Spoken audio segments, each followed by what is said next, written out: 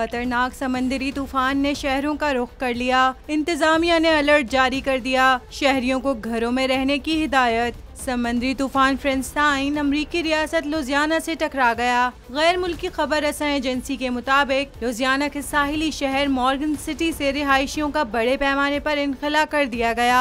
इंतजामिया की जानिब से न्यू ऑरलिन्स, अलाबामा और फ्लोरिडा के साहिली इलाकों में भी अलर्ट जारी कर दिया गया। तूफान के बाइस 160 किलोमीटर फी घंटा की रफ्तार से तूफानी हवाएं चली। शहरियों को घरों पर रहने की हिदायत की गई है। वाज़ेह रहे कि लुजियाना में 42,000 से ज़ायद सार्फिन बिजली से महरूम हैं।